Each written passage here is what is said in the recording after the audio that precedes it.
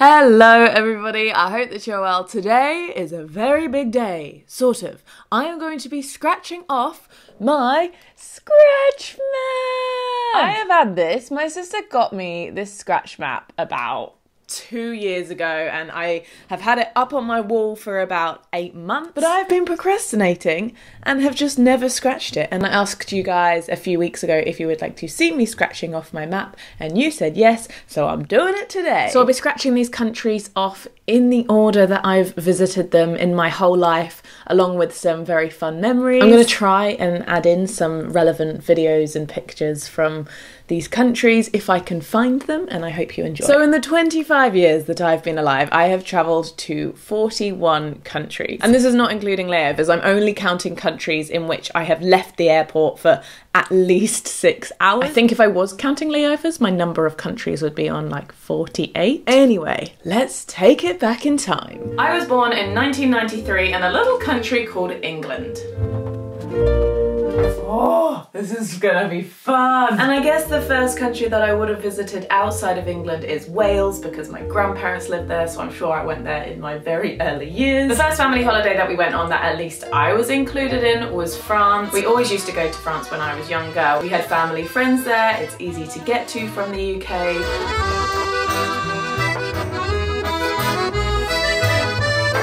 Definitely gonna need something a bit more precise at some point with these European countries. I'm going over a bit, I don't think a coin is gonna cut it. And then I'm gonna predict it was about 2001, we did a family trip to Zurich because we had close friends who were living there at the time.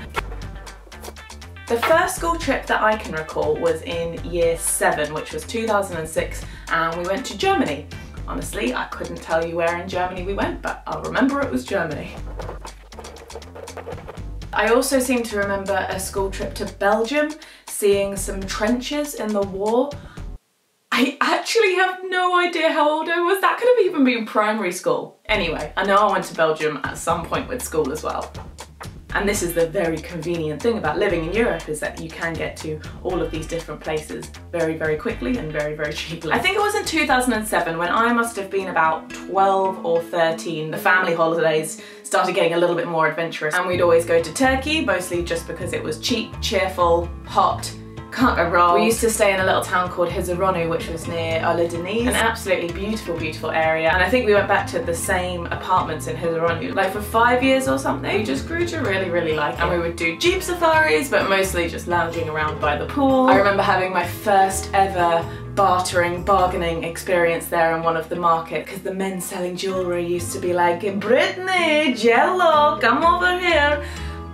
Ignore my accent, it's not very good. I was obviously only about 13 and I looked about 7. I was a bit confused as to why they were calling me Britney Spears, and this guy was trying to sell me this bracelet for £10. And I think my parents had given me about £4 or £5 to spend. So when he said £10, I was like, nah, I can't do it, I don't have that much money. And he was going down and down and down. And even when he got to £4 or £5, my mentality was, you know, it's a nice bracelet, but I don't want to spend all of my money on this one bracelet. And he went down to £1, from £10 to £1, and I thought, oh, you know what? That's actually quite a good deal. Yes, I'll take it. Absolutely successful. I wish I was as good at bargaining these days as I was back then, but it was accidental.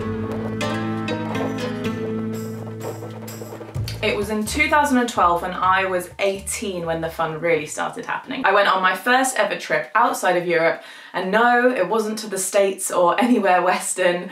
I went to Kenya and Tanzania. It was with a popular organisation called World Challenge, which many of you may have heard of. They were an organisation who came into our sixth form early in year 12 to advertise this expedition to climb Mount Kilimanjaro. And I knew immediately that I wanted to do it, and do you know why?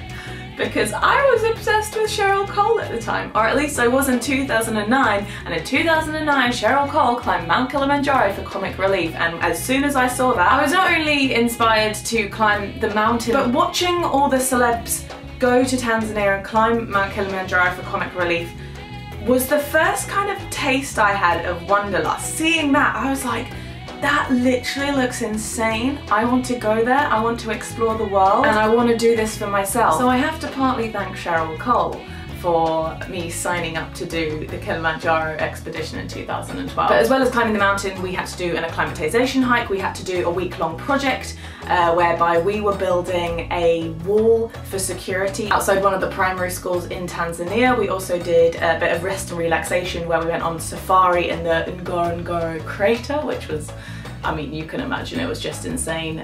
We did go to Kenya as well because we were flying in and out of Nairobi, so we spent a few days in Kenya but didn't do anything too significant there. Climbing Mount Kilimanjaro is still to this day one of the hardest things that I've ever done in my entire life. If you don't know, it's the tallest freestanding mountain in the world. It is a very popular one to climb, but that's not to say that it's easy. I think it took us 4.5 days to go up, 1.5 days to go down. The very last half day, you start at midnight and you're literally just walking on this surface which you take a step up and you slip back down half a step. It is brutal, and this is in the middle of the night for about 8 hours. The idea is that you get to the top for sunrise, and even though I was taking altitude sickness pills, the altitude was still affecting me a lot. You are very, very high. I was acting drunk. I was slurring my words. I don't even really remember the experience too much, but what I do remember is that my walking poles had broken, as well as that my camelback with my water had frozen, as well as my eyelashes had frozen, so I couldn't drink any water. I was drinking my porter, the local Tanzanian water, which you're not supposed to drink, but I had to drink something. Luckily I have quite a strong stomach and that was all okay. But without walking poles, I was holding on to the back of my porter's backpack who was walking in front of me. I was literally like an elephant, walking up for 8 hours like this, just not knowing what the hell was going on and couldn't talk properly. At this point it was so much more of a mental challenge than it was a physical challenge. I just had to tell myself, just keep going, don't stop, no matter what, just keep going. And yeah, made it to the top of Mount Kilimanjaro, which still is to this day one of my biggest life achievements, especially with the circumstances. There are a lot of people who don't even make it to the summit of Kilimanjaro because the altitude affects them even more than it affected me, if that gives you any idea of just how difficult it is. But the thing is, altitude is an annoying factor because you could be the fittest person in the world and not make it to the top of Kilimanjaro because the altitude, your body just can't handle it. Or you could be really quite unfit, but altitude doesn't affect you too much, and then you make it to the top. Anyway, moving on.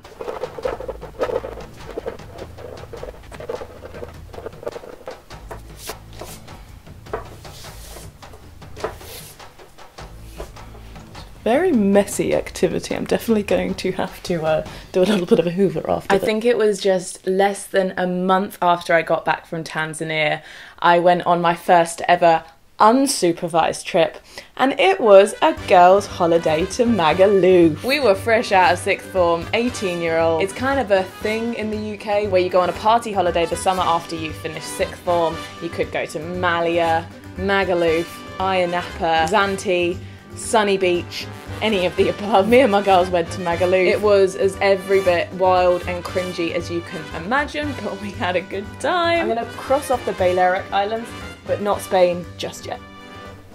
And at the end of 2012, we had a surprise family trip, which was the last family holiday I ever went on. I think it's the only time we would have ever been able to afford something like this. We went to Australia as a whole family and did pretty much the whole country. Well, not the whole country. We did the entire East Coast and Melbourne and Perth as well. So I actually travelled the country of Australia with my family before I backpacked it. That's a fun fact that not very many people know. I'm only going to cross out the actual states that I've been to because otherwise I feel like a fool. It's actually more difficult to scratch than you think. There we go. Alright, and now Western Australia.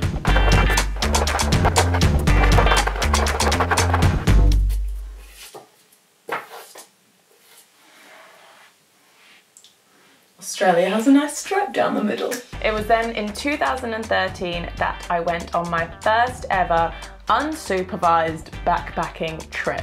So the first half of my gap year after college, I spent saving up. I was also saving up throughout my college experience as well. So this had been a few years of saving, obviously a minimum wage at that age. So it was a slow saving process, but we had big dreams for our first backpacking trip. We wanted to go on a round the world backpacking adventure because we don't do things by halves. And I just had the wanderlust bug bad at this point and just wanted to explore everywhere. When I say we, I'm referring to my good friends Grace and Cheryl. We all started off our trip in Thailand together. We landed in Bangkok, travelled up to Chiang Mai, down through Laos, and then did the horrible, deathly 16-hour sleeper bus from Vientiane to Hanoi, which so many backpackers who have done it just tell other people, don't do it, just fly. Well, we did it. And then we travelled down Vietnam. We were supposed to do Cambodia as well, but we spent a bit too long doing those first few countries, so we ended up flying over Cambodia back to Thailand and then went south and did the islands. We drove straight through Malaysia, so I'm not going to count that right now, and found ourselves in Singapore for a few days. Then my friends went to backpack the east coast of Australia. I had just travelled Australia about 6 months prior with my family, so didn't want to do that same exact spot again so close together. So I decided to travel by myself to New Zealand. This is the first time I ever went solo. This was still at the age of 19, and I booked on to do the Kiwi Experience on the Zephyr route, did the North Island and the South Island, and just absolutely fell in love with it and knew I have to come back here one day. Anyway, I was supposed to meet back up with my friends in Fiji and travel around Fiji with them. However, I missed my flight for the very first time. I had never missed a flight before, but I missed my flight from Auckland to Fiji. It was not entirely my fault. I'm not going to go into the story right now because it's quite long, but yeah, I guess that's a bucket list tick, missing a flight. It's not fun. I did book myself another flight to Fiji, but by the time I arrived, my friends had already booked themselves onto a tour and set off. So I arrived in Fiji by myself, like, okay, what am I gonna do? And you know, I managed to figure something out. I figured out my own tour around the Yasawa Islands, which I absolutely loved, and did meet up with my friends at the end of Fiji, and then we all flew to Hawaii together because that was the plan. That was the direction of travel we were going in. Hawaii was on the way. Yes, let's stop there. I somewhat regret that we didn't really travel Hawaii at all. So we landed in Oahu, and I think we all had intentions of doing some travel around the island of Oahu, but to be honest, we were pretty knackered from our trip so far, and we were about to have an intense 3 months ahead of us.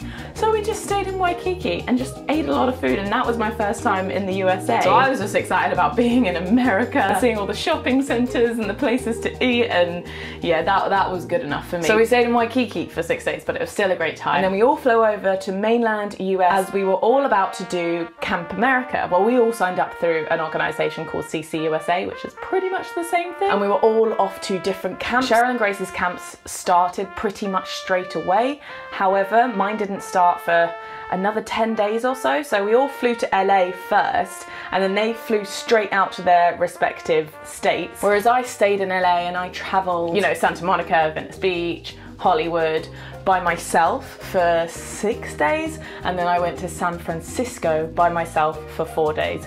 And that's when I realized not everywhere is great to travel solo. I had a great time in New Zealand and Fiji, but the States, I don't really want to go there solo again, to be honest. The hostel backpacker culture just isn't quite like other countries. So for the summer, I flew to the state of Maine, which is right in the northeast of the USA. They are the first ones in the States to see the sunrise every morning, and I worked at a camp called Camp Laurel South. Had a great summer. I was specializing in being a gymnastics coach counselor, and it was an exhausting summer but a great experience, but I did know afterwards I don't want to do this again. I know a lot of people want to go back to camp year after year, but I think for me 1 year was enough.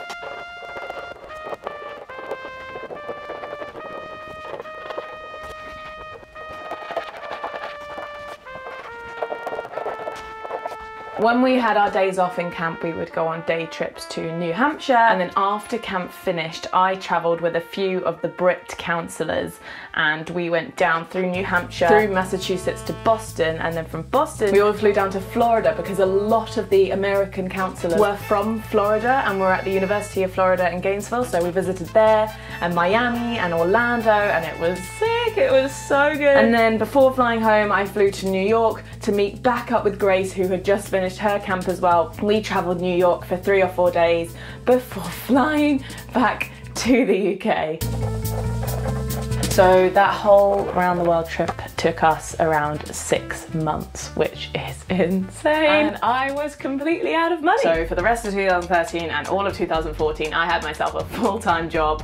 I hardly went anywhere. It was only later on in 2014 I started going on a few small trips that I felt like I could justify financially. I did not want to get a permanent job in this time though, because I knew that I just wanted to jet off at any point at which I could. So it was a temp job that I had, but it was a temp job that I kind of kept for a whole year. I was quite lucky, but I guess the contract is if they wanted to get rid of me at any time they could, but also I could leave at any time as well. So that summer in 2014, I went on a girls' trip to Budapest in Hungary, first time in Hungary. I still say that Budapest is one of my favourite European cities. I've already ticked off Belgium, but I went on my first ever free overseas trip with my work to Belgium because we had an office over there. And basically we were having a party, so everyone in our office got flown over to the Antwerp office in a private jet, the company private jet. It was just insane. And at that point I'd never been on an all expenses paid trip. I'd never travelled for free, and oh, I was in my element. I was just like, I must be dreaming. This is the life I want. I just want to travel. My friend surprised me with a trip to Madrid for my 22nd birthday, which was completely out of the blue. So the night before our flight was really early in the morning, and what they did, because they hadn't told me, they'd packed my bag, they took me on a night out, and then when we were getting in the taxi home, we were actually heading to the airport, but I was a bit out of it. I didn't really realise what was going on. And obviously we ended up at the airport. I was so confused. And then that was when they revealed that I was off to Madrid right there and then, which was very cool. I almost cried. But now we can tick off mainland Spain. And it was right at the end of 2014 I quit my temp job and moved to Australia on a working holiday visa. In hindsight, it was not the best timing because I had already started planning my next trip to Central America a few months later. So I only spent like 3 months in Australia. And then it was around February 2015, I went on a backpacking trip with my friends Grace and Matilda to Central America. We started in Panama and went through Costa Rica, Nicaragua, Honduras, Guatemala, Belize, and ended in Mexico. So we covered 7 countries on this trip. If you are a long-term viewer of the channel, you will know that I was not with my friends for the whole time.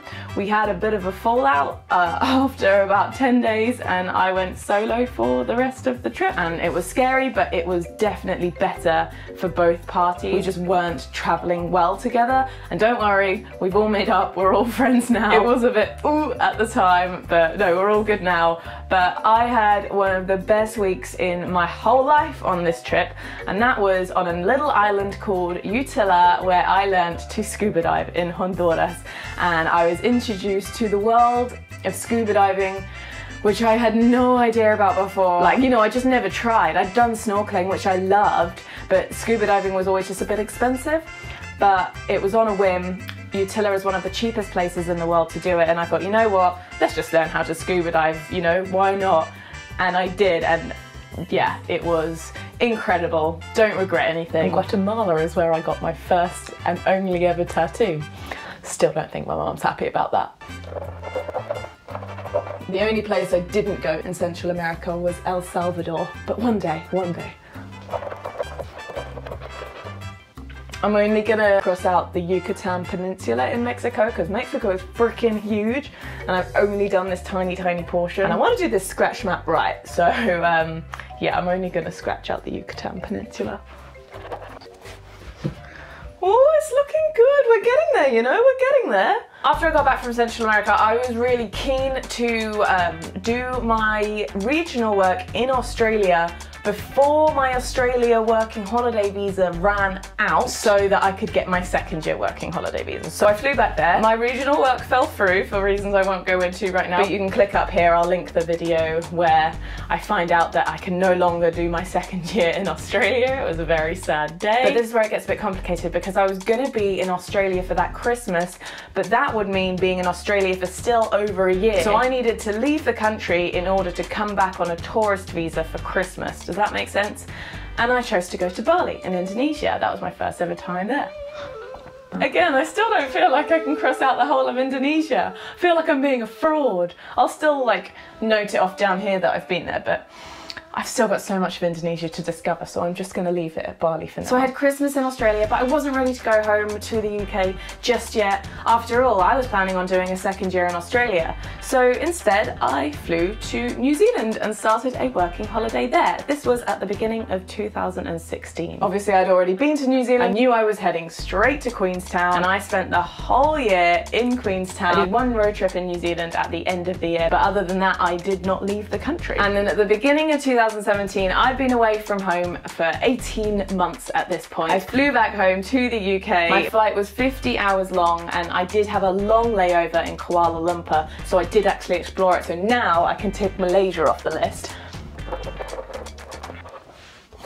Well, at least that little schlurp of Malaysia. And 2017 is where it started getting really interesting for me. So I never went back to a normal job. And the reason being is because I was starting to make money off my YouTube channel. Not very much money, but I also wasn't spending very much money because I wasn't going anywhere. I was just living at home trying to catch up on video editing, doing as much as I could.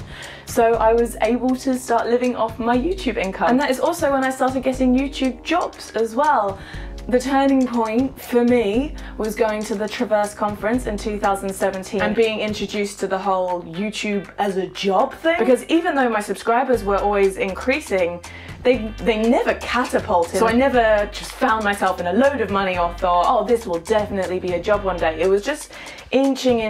But when I met the Traverse team, I had about 25,000 subscribers at the time. And they invited me on my first ever press trip to Menorca, which was, oh my goodness, I was so excited, with a bunch of other creators as well. I've already ticked off the Balearic Islands, but still, big turning point in my life. And then the next press trip I did not long after with Top Deck, where I covered 7 countries in 14 days around Europe. I guess I'd been to most of them before. It was the UK, France, Switzerland, Italy though. I had never been to Italy before. Let's scratch you off, mister. We also went through Germany and Amsterdam in the Netherlands, which I'd never been to before.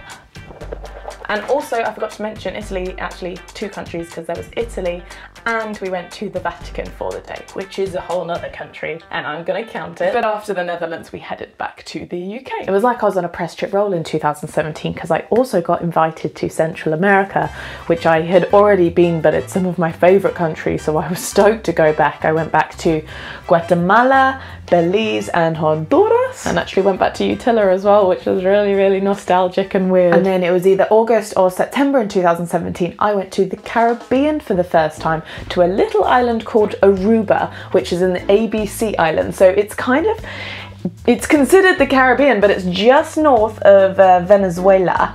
I'm gonna try and kind of get rid of all the ABC islands. Oh, they're not even coloured in. That's how small they are. You can literally get around the whole island via quad bike in a couple of hours in Aruba. If that gives you an idea of how small it is, but it's another country nonetheless. That one was a challenging trip actually, because it was a sponsored trip, but I went by myself, and no one goes by themselves to Aruba. Aruba is like a family or couples holiday destination, and it's beautiful, but I was getting the strangest look from people like, what is she doing by herself? I still enjoyed it, but yeah, I wouldn't go back to Aruba by myself. Shortly after I got back from Aruba, I actually went to Scotland for the first time. I was visiting my grandparents up in the Lake District, and some of my friends had a house in Scotland, and I'd literally never been. So I went to Scotland for the first time just in 2017, which is mad considering I am from England. In the autumn of 2017, I went to Vienna in Austria for the very first time to visit my friend Sabina, and we also did a day trip to Bratislava in Slovakia. So that was 2 countries ticked off literally within about 3 days. And at the end of 2017, in December, the original Bananas united, Grace, Cheryl and I, and we went on a spontaneous trip to Copenhagen, which was my first time in Denmark, and that was lovely. I rank Copenhagen very high on one of my favourite cities in Europe, along with Budapest. And that that brings us through to 2018. First thing I did, flew to Australia, of course, back to Perth. My sister lives there. I've been going there quite a lot now, makes sense. And I also, at the beginning of 2018, made a week-long trip back to Queenstown, where I lived for a year, just to see friends, catch up, and it's one of my favourite places in the world. That was great fun. Anyway, on to new locations. I then flew to Sri Lanka for the very first time and I spent 5 weeks there. I spent the first 4 weeks with my friend Neil and we went to all the hotspots. Unfortunately, you haven't seen most of the footage from Sri Lanka because my hard drive broke and Curry said they couldn't fix it. Sick.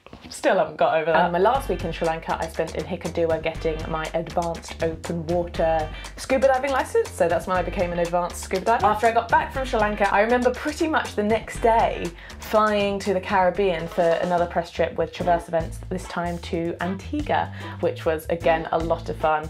Traverse Events know how to put on a party, but Antigua's so small it's quite hard one to do this like on its own. You can hardly tell that I've scratched anything out, but I promise I have. And then in August 2018, I went to Greece for the first time. I was doing the Med Sailors Saronic tour, and I am a quarter Greek. I cannot believe I have never been to Greece. It was beautiful. I absolutely loved it. Like, absolutely loved Greece. I can't believe that was my first time, and that was my favourite week of the whole year with Med Sailors. It was just an epic trip, and I'm going back with them next week. Is that whole thing Greece? I actually need to look at Google Maps just to check how big Greece is. Oh wow, it really does. It extends all the way to Turkey. Fantastic. That builds this up quite nicely, doesn't it? That's highly satisfying. I went back to Switzerland in autumn last year for the Red Bull 400, which was in Einsiedeln. And the last new place that I went in December of 2018 was to Poland. I was making a travel guide for the city of Łódź and it was freezing. I don't know why I thought December was a good idea to go to Poland. And at the end of 2018, what did I do? I went back to Australia. But not just to Perth this time. I went to Melbourne and the Gold Coast and road tripped all throughout New South Wales before eventually going back to Perth, but then flying to the Philippines for my backpacking trip. If you've only recently started following me, you're probably starting to get up to speed of where I am in life right now. The Philippines is made up of over 7,000 islands. I literally only scratched the surface, but I definitely got to all of the main backpacker hotspots, and I have so much content on my channel of the Philippines. I think that and Australia are definitely my most covered countries on my YouTube channel. After the Philippines, I went back to Bali for my sister's wedding. I can't cross any more out of Indonesia for that though. And then straight away after I got back from that trip, so I was away for 6 months earlier on this year, I almost went straight to Sweden, to Malmö for the very first time. I really, really liked Sweden. Definitely one of my favourite European countries. My most recent trip, which you will have seen on vlogs, was to the Trentino region of Italy, but I already have Italy scratched off. And that is it! Can you believe it? Because I can't. I think it looks pretty good, I reckon. It probably would look a little bit more impressive if for the big countries I scratched out the whole countries as opposed to just the states, like in the United States and in Mexico and Australia, Indonesia, because I've been to those countries, but I refuse to scratch out the whole country when I've only explored a minuscule amount of it. I'll still count them as countries, but nah, I'm not scratching them off the map just yet. I'm going to, I think, 2 more new countries before I turn 26. So by the end of age 25, I will have travelled to 43 countries, which is very exciting. I've never been a person who's like wanted to travel every single country though. That's just like, that's not on my bucket list. But I do like to explore new places. I get curious about places that I haven't been to, which I think is why my country count is fairly significant for someone of my age. I'm still going to keep going to a lot of these countries which I've already been to because I know I like them. I'm in no rush. I just want to enjoy myself and explore the world at my own pace. Now, in terms of my favourite country, because I know I'm going to get asked this, I always say New Zealand. I don't actually have a favourite, but I probably have like a top 5, which would be Australia, New Zealand, Philippines, Guatemala and Mexico. I reckon that those are probably my current top 5 countries, but that's not to say that that can change the more countries that I go to or the more I explore of the countries that I've already been to. But I do massively think that your experience in a country is all about the people you meet and your experience at that particular time. It could be to do with the season that you were there and the weather, the people you meet, the activities you did, the amount of money you had to spend. It makes such a difference, so I think that's another reason why it's kind of impossible to say, oh, that's my favourite country. And least favourite country, I really don't have one. There's not a single country which I categorically will not go to again. Maybe Tehran Airport, but we're not even counting Iran in this scratch map, so it doesn't count. And as for where is next on my bucket list, would you like a banana exclusive? I have not announced where I am going on my next big backpacking trip, but I have started planning it. Now bear in mind, this is not set in stone. With the work that I do, things crop up all the time and they can spoil plans. So I'm not definitely going here, but the destination that I am planning for and working towards going as my next big solo backpacking trip is Colombia and Ecuador! Yeah! So I've been somewhat interested in South America for a long time, and I've always wanted to go there and know that I want to go one day. And the time has finally come. I reviewed all the countries where I could possibly go next, thought about my priorities, where I want to go right now.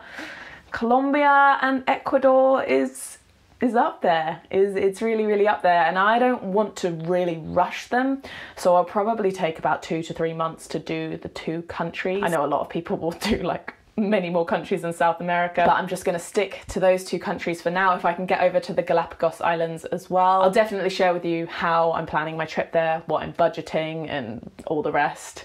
That is a video to come. But anyway, I really hope you enjoyed this video, which is going to be very long. I've been filming for such a long time and it's going to take me ages to look through footage. That's going to be fun. But thanks for watching. I'll see you in the next video. Bye.